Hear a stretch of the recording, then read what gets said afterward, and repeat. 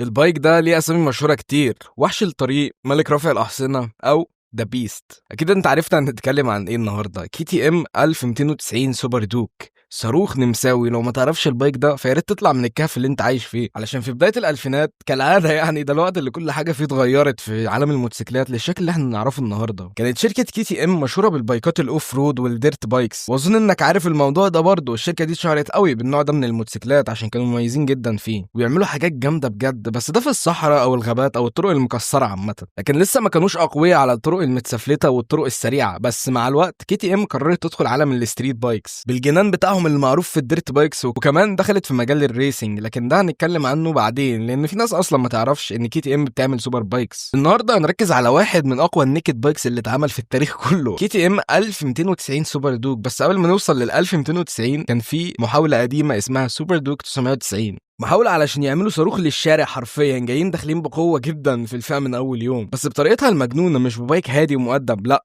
كانت عايزة تعمل بايك شرس. وعارف ايه كمان لازم تتعامل معاه بشراسة؟ زرار الاشتراك يا معلم. اشترك دلوقتي واعمل لايك للفيديو ده لأنه هيعجبك فعلا، لأن الوحش اللي نزل سنة 2005 كان بموتور في توين 999 سي سي، 2 سلندر على شكل حرف في بقوه حوالي 120 حصان. متخيل ان في 2 سلندر بيطلعوا 120 حصان؟ عشان كده بقول لك احنا داخلين على جنان. عزم حوالي 100 نيوتن متر، ووزن جاف تقريبا 186 كيلو، وده خفيف جدا في وقت كانت كل الموتوسيكلات فيه تقيله نسبيا. نقل الحركه 6 سرعات وفرامل قويه علشان التسارع القوي اللي هنتكلم عليه بعد شويه. الشاسيه الانبوبي المشهور اللي دلوقتي بنشوفه على موتوسيكلات كتير، مساعدين قدام مقلوبه ومساعد ورا قوي جدا. بمعايير 2005 دي كانت ارقام قويه جدا خصوصا على موتوسيكل نيكد. والتصميم وقتها كان غريب ومختلف عن كل الموتوسيكلات التانية، بالتصميم اللي مرمي لقدام والكشاف اللي شكله غشيم قوي وجاي في النص مع الخطوط الحاده جدا في كل مكان في التصميم في جسم البايك ده، وطبعا اللون الاورنج المشهور بتاع كي تي ام. خلينا دلوقتي نتكلم عن الفكره والدي ان ايه. السوبر دوك 990 كان متصمم يكون بايك عنيف للشارع، الشاسيه خفيف والبايك سريع والاستجابه صاروخيه. الموتور في توين صوته تخين وخشن وغشيم بجد، تسارع مجنون من الصفر. بس المشكله الكبيره كان بينزل من غير تكنولوجيا مساعده زي اي بي اس او تراكشن كنترول، كانت سواقه خام حرفيا. بيفكرني بالزد اكس 10 ار اللي عملنا عنه فيديو في بدايته لما كان اسمه ذا ويدو ميكر او صانع الارامل. ما علينا، بس خلينا نتكلم عن البايك اللي معانا دلوقتي. الحاجات اللي مش موجوده في البايك ده هي اللي عملت فيه العيب الكبير: التحكم مش ناعم زي المنافسين الاوروبيين زي مثلا دوكاتي مونستر. الموتور كان بيطلع حراره عاليه خصوصا في المدن، وده بسبب ان السلندر نفسه كان كبير. اول موديلات كانت بتعاني من استجابه مخنوقه للبنزين، بمعنى انك في اول دوز البنزين هتحس انه مش اسرع حاجه، بس بعد ما تدوس جامد شويه هتلاقي البايك طار منك حرفيا. وفجاه كانت رخمه شويه لدرجه ان الناس اللي معاهم البايك وقتها كانوا بيلاقوها مرهقه في المشاوير الطويله. بس برغم العيوب سوبر دوك 990 اثبت انه مختلف، خفيف جدا مقارنه بالمنافسين،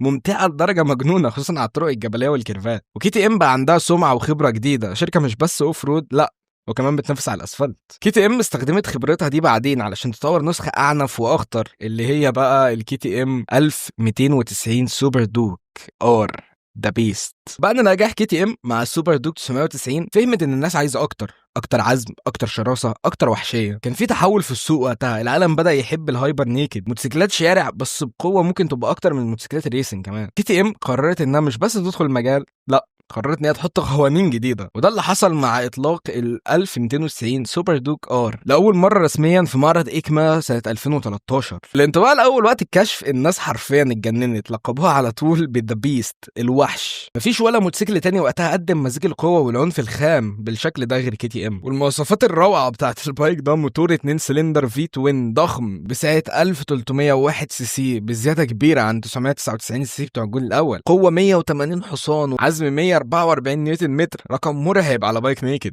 وزن جاف حوالي 190 كيلو، خفيف جدا بالنسبه للقوه دي كلها. تسارع من 0 ل 200 اسرع من موتوسيكلات سوبر سبورت كتير وقتها، وانا بقول من 0 ل 200 مش ل 100، يعني تسارع مذهل حرفيا. والتقنيات لاول مره على السوبر دوك. مع كل الجنون ده كي تي ام عملت حاجه ذكيه، مزجت القوه مع تقنيات امان متطوره عشان تسيطر على الوحش ده كويس، وما تكررش غلطه الجيل اللي فات وتصلح برضه الاخطاء الماضي. فدلوقتي بقى بيجي بتراكشن كنترول متطور، اي بي اس مع خاصيه كورنرنج بيشتغل حتى وانت مميت، رايدنج مودز تقدر تغير شخصيه البايك بالكامل بدوسه زرار، ستريت وسبورت ورين، انتي ويلي كنترول علشان الموتوسيكل ما يقلبش بيك وانت بتشد الغيار الاول او الثاني، لانه ملك رافع الاحصنه حرفيا ولازم تتحكم في الموضوع ده. كويك شيفتر اب اند داون، فوق ولتحت. بالمختصر انت راكب وحش بس عليه مخ ذكي يحميك من نفسك، انك اكيد وانت راكب البايك ده هيجيلك افكار مجنونه بالحاجات اللي ممكن تعملها بيه. ومن ناحيه التصميم فمفيش فيرنج تقريبا، كل حاجه مفتوحه ومكشوفه، والشاسيه الانابيب الاورنج اللي باين من الجنب شكله عدواني جدا، تانك ضخم وشرس وخطوط حاده قوي في كل مكان، انوار ليد بشكل هندسي غريب ومميز، والكشاف كله شكله مميز قوي. واكتر حاجه مميزه ممكن تعرف منها البايك ده من بعيد هو الكشاف بتاعه. وطبعا تعديلات من هنا للصبح، اكتر بايك الناس بتحب تعدله هو البايك ده. واكتر حاجه مميزه في البايك ده الرفع، الناس كلها بتحب ترفع بالبايك ده ومسمينه ذا ويلي كينج او ملك الرفع الاحصنه.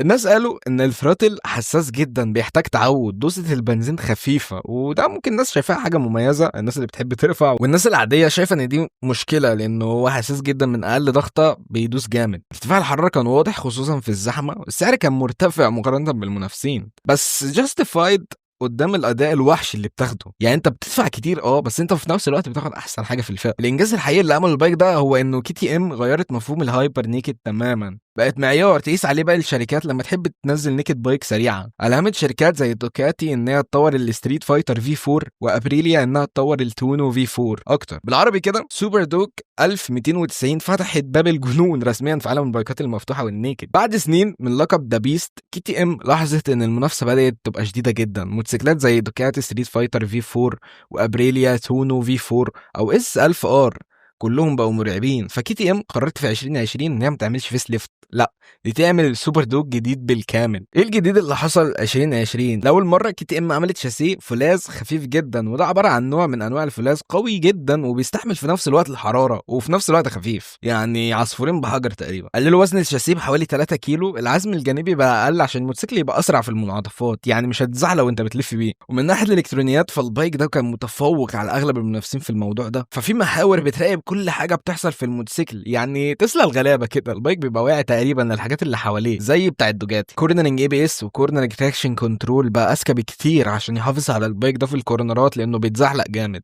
ويلي كنترول بيخليك ترفع بالبايك جامد قوي بس في نفس الوقت بيخليك ما تتقلبش، يعني بيتحكم في قوه الرفع. لانش كنترول لو عايز تطير من مكانك حرفيا، وكويك شيفتر فوق وتحت، ورايدنج مودز متطوره اكتر من الجيل اللي فات، رين وستريت وسبورت، وكمان تقدر تزود تراك مود.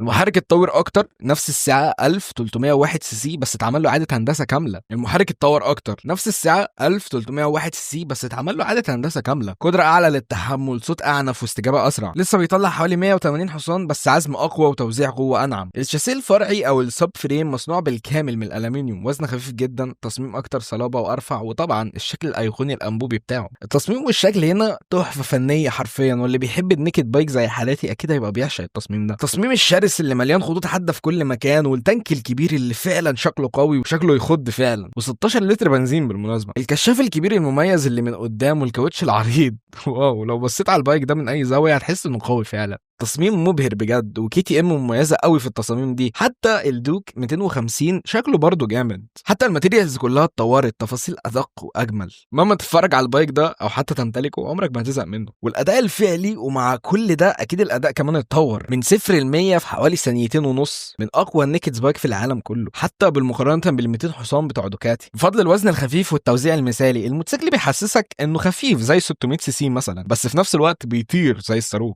اكيد البايك ده مش سهل انك تسوقه، محتاج سواق محترف بجد عشان تعرف تسيطر عليه. احنا بنتكلم في اسرع بايك نيكد تقريبا. ارتفاع الحراره في الزحمه موجوده برضه بسبب الموتور الكبير بس اقل من الجيل الاقدم. الناس اشتكت من السعر لانه بقى غالي شويه مقارنه بالموديل الاقدم او الجيل الاقدم، بس انا مش فاهم الناس دي بصراحه. تاخد اقوى اداء واحسن خامات يقول لك ده غالي، تاخد خامات ضعيفه واداء مش قد كده يقول لك ما يستاهلش الفلوس. الحقيقه الناس دي غريبه جدا محدش يقدر يفهمهم. خلاصه الجيل الجديد بيستهدف ناس بتدور على اكشن حقيقي في الشارع والتراك. كي تي ام حافظت على هويه ذا بيست بس خلتها اكتر ذكاء واكتر سيطره واكتر وحشيه تحت الطلب. من الاخر كده سوبر دوك 1290 ار مش بس تطور، ده وحش قد بنفسه عشان يدوس اقوى ويلف اسرع ويعيش اطول. وتخيل ان كل ده ما كانش كفايه لكي تي ام عشان بعد سنتين ينزلوا جيل جديد تقريبا، كي تي ام 1290 سوبر دوك ار ايفو. ليه عملوا نسخه ايفو او ايفولوشن او متطوره من الكي تي ام مع انه اصلا متطور؟ بعد ما السوبر دوك ار 2020 نجح وحقق نجاح كبير فعلا، لاحظ الكي تي ام ان المنافسه مش بتقف والشركات كلها بتطور موتوسيكلاتها وبتعمل حاجات جديده، فقرروا يعملوا نسخه نسخه اجدد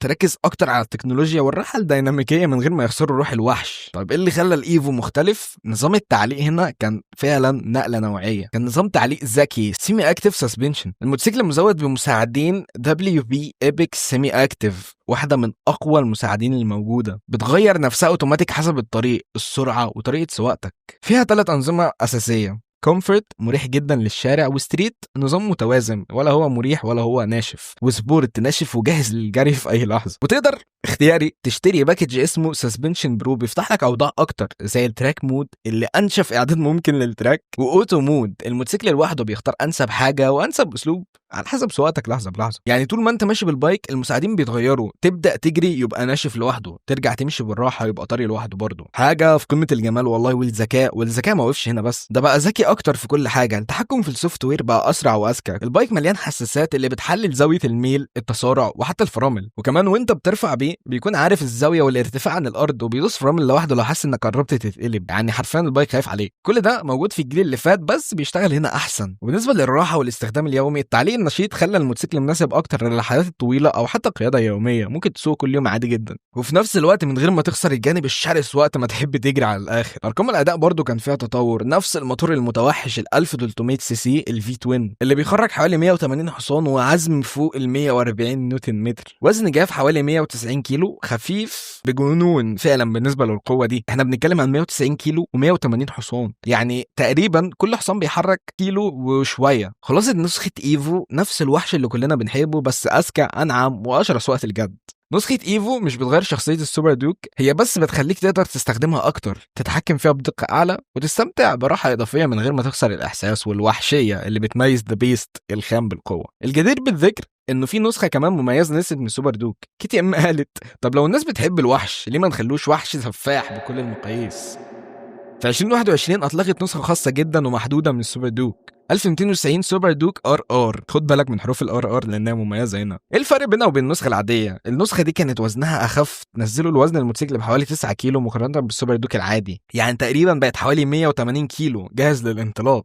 عملوا كده ازاي؟ جنود كامله كربون فايبر، بطاريه ليثيوم خفيفه، قطع كتير من الياف الكربون زي الاكسدامات وقطع تانية، شاسيه وعظم اقوى، نظام تعليق خاص من ايبكس برو، نظام قريب من اللي نزل في الايفو بس ده كان اجمد، مستوى سوبر تراك شبه الموتوسيكلات اللي بتتعمل للتراك بس ومش بينزل منها نسخ للشارع، فولي ادجستبل يدوي علشان اللي بيسوق يعدل كل حاجه بنفسه حسب التراك او الشارع او حسب ما يحب، الكترونيات مفكوكه، كل حاجه اوبن، تراك مود مفتوح جاهز، لانش كنترول جاهز، انتي ويلي جاهز، كمان تقدر تلغيه لو عايز تطير العجله اللي قدام بكل اريحيه، وكل انظمه التحكم جاهزه بدون اي اضافات مدفوعه لانك اوريدي دافع كتير جدا عشان تجيب النسخه دي. طابع هجومي اكتر بكرسي واحد من غير كرسي ورا، شكل اكتر شراسه مع لمسات كربون فايبر وفوانيس خلفيه مدمجه في الشاسيه عشان يقللوا الوزن، والمفاجاه بس 500 نسخه اتعملوا لكل العالم، كل نسخه عليها رقم شاسيه محفور على الفريم، وخطفت انظار كل المجانين، اتباعت بالكامل من قبل ما توصل حتى للمعارض. خلاصه النسخه RR، لو السوبر دوك ار هو وحش فالسوبر دوك RR هو نفس الوحش لكن واخد سترويدز، مش اي حد يقدر يتحكم فيها، محتاج سواق قلبه ميت وعنده خبره حقيقيه في السباقات والتراك، مش بس بيسوق في الشارع عادي. وعاوزك تخمن سعر البايك ده دلوقتي في المزادات بيعمل كام وتقولي في الكومنتس. ومن 2005 لحد النهارده KTM ما بطلتش تصنع وحوش تهز الشوارع والتراكات، من اول سوبر دوك 990 اللي كانت بدايه قصه التمرد لحد سوبر دوك R 1290 ونسخ RR والايفو اللي كسرت كل قواعد اللعبه. كل جيل كان بيقول للعالم احنا هنا علشان نولع الدنيا مش بس نمشي على الاسفلت.